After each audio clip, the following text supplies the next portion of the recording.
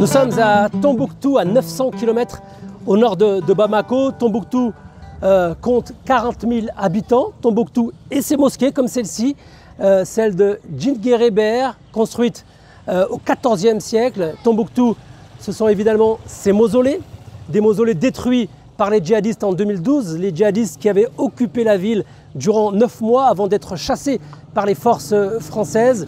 Ces mausolées ont été reconstruits à l'identique en 2016 sous l'égide de l'UNESCO. Les islamistes ont besoin de marquer leur territoire. Ils ont besoin de montrer leur islam. Parce que Tombouctou, c'est un islam largement d'obédience soufie et qui se place à contre-courant de l'islam wahhabite qui accourt donc dans les pays du Golfe. Et ça, à Tombouctou, de façon globale, les populations exègrent le wahhabisme. Et en détruisant ce qui fait le fondement de l'islam soufi à Tombouctou, en s'attaquant à ça, donc c'est un sacrilège profond qui a traumatisé les populations. Les islamistes armés, en détruisant les mausolées, ont pensé faire quelque chose qui peut marquer les esprits et les tourner vers l'islam wahhabite, mais c'est l'inverse qui s'est produit. Ceux qui ont détruit les mausolées, donc Ahmed El-Faki, il a été déféré devant la Cour pénale internationale, il a été jugé. Donc c'est des faits criminalisés et je pense que l'action de la justice internationale, elle entraîne vraiment, c'est dissuasif. Donc c'est dissuasif et je pense que les djihadistes réfléchiront plusieurs fois avant de s'en prendre ouvertement à ces mausolées. Aujourd'hui, la population craint une chose, eh bien, c'est le retour des djihadistes car ils ont appris que la France allait évacuer sa base de Barkhane de Tombouctou. 3 bases du nord du Mali vont plier bagages, celles de Tessalit, Kidal et Tombouctou. Et les habitants rencontrés à Tombouctou eh bien, sont très inquiets. Ils sont persuadés qu'une fois la France partie, les djihadistes feront leur retour et appliqueront de nouveau la charia, la loi islamique. Ils sont évidemment très inquiets et ils réclament le maintien de cette force Barkhane à Tombouctou afin d'assurer la sécurité. C'est une mauvaise nouvelle. Ça moi, je ne veux pas que Barkhane quitte. Je veux que Barkhane reste, quoi. Parce que sans Barkhane, là, il y aura chaud. Hein. Nos esprits ne seront pas tranquilles, quoi. Pourquoi? Parce qu'ils nous ont beaucoup aidés pendant l'occupation. C'est grâce à eux que le nord du Mali a été libéré. Tout le monde le sait. Ouais.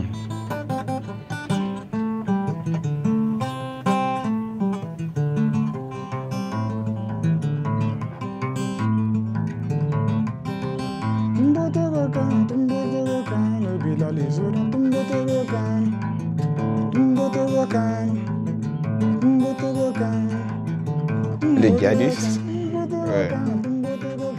ils n'aiment pas ce qu'on fait ici, même qu'il y ait du Coran. C'est pas possible de faire ça. Hein. Si tu fais ça, on t'enferme. Et puis tu auras 100 coups de fouet. Ouais. Lors de l'occupation, on a arrêté le programme de la radio. Parce que ce qu'on fait à la radio ici, ils n'aiment pas ça. Et vous étiez où? Moi, j'étais à Bamako. On n'écoute pas la musique, on ne joue pas la musique. On ne danse pas, on ne chante pas, on ne fait rien. C'est pourquoi je suis parti à Bamako. À Tombouctou, aujourd'hui, la situation est un peu calme. Parce qu'on est là, on fait de la musique.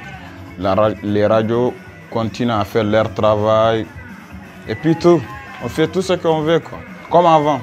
Il y a l'insécurité, mais pas comme avant.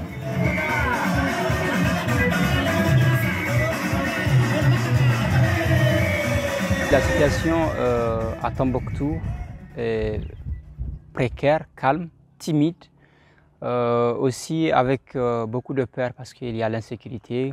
On ne peut pas se déplacer d'une ville à une autre. Voilà, il y a tout ça qui inquiète beaucoup les Tombouctiens alors que la situation se dégrade de plus en plus. Et se dégrade dans le sens des attaques permanentes, des enlèvements souvent, on ne sait pas qui est qui en réalité.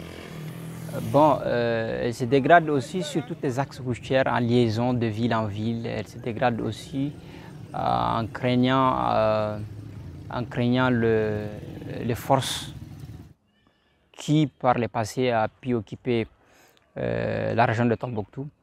Donc il y a tout ça qui a pu installer quand même une méfiance. Mais quand même les populations de Tombouctou font preuve de résilience parce qu'on ne peut pas comparer aujourd'hui à 2012-2013. C'est nettement beaucoup mieux, mais encore il y a beaucoup à faire sur le plan sécuritaire. La manière dont nos territoires sont ouverts, c'est un combat que le Mali seul ne peut mener. Il faut que le Mali soit soutenu, appuyé, accompagné même par les pays limitrophes. Donc notre armée aujourd'hui a vraiment toujours encore besoin d'être soutenue. Parce que la reconstruction n'est pas finie. C'est comme une maison, tu as fait le soubassement et tu t'arrêtes. Donc là, la maison n'est pas habitable, elle n'est pas viable. Il faudrait obligatoirement finir de construire, d'équiper la maison avant de remettre cette maison à ses habitants. Donc moi, c'est ma mentalité. Donc je trouve que pour le moment, il est encore trop tôt que Barkhane puisse se retirer de Tombouctou. Parce que la situation n'est pas stable du tout. Parce que ce qui est certain, si jamais l'armée n'arrive pas à les arrêter, c'est sûr qu'ils vont venir et imposer la charia. Vu qu'on a déjà beaucoup d'exemples dans l'ensemble de la région de Tombouctou. Dès que vous sortez des grands chemins, c'est que tous les villages que nous avons, les écoles sont fermées. Il n'y a que des écoles coraniques et la charia est appliquée automatiquement dans ces villages-là. Parce que l'armée n'y est pas, l'État n'y est pas. Ici, pour le moment, on est préservé parce que les structures étatiques sont là, l'armée est là. Mais si jamais l'armée est reculée, c'est sûr qu'on va se retrouver dans la situation de l'application du charia. Aujourd'hui, le Mali dans son ensemble est instable. Donc nos régions étaient hyper fragiles, ils ont été repris par les forces étrangères. Après, les forces maliennes sont encore revenues pour pouvoir prendre les villes, mais il n'existe que dans les grandes villes malheureusement. Tombouctou, dans la commune urbaine, dans les chefs-lieux de la région, nous pourrons dire qu'il y a quand même de la sécurité. Aujourd'hui, avec la présence des forces étrangères. Mais au-delà de Tombouctou, c'est difficile de dire à 50-80 km qu'on peut opérer à ces occupations librement. La population ne croit pas beaucoup sur l'État à les capacités de prendre sa sécurité, mais aussi la sécurité de leurs biens. Parce qu'une population se vit abandonnée en 2012 par toutes ces forces républicaines et ils n'inspirent pas grande confiance jusqu'aujourd'hui de pouvoir compter seulement sur cette armée nationale pour prendre la sécurité après le départ des forces étrangères. L'histoire certainement peut se répéter si les forces étrangères partent. Ça se voit à travers le monde, si on voit aujourd'hui l'Afghanistan, quel Mali prétend-nous avoir après le départ des forces étrangères. C'est légitime d'avoir peur, mais on espère qu'ils ne vont pas revenir. Sinon c'est légitime d'avoir peur. On veut la paix, on veut la paix, on veut la paix au nord du Mali. On veut la paix, yeah, yeah, on veut la paix. On veut la paix au nord du Mali.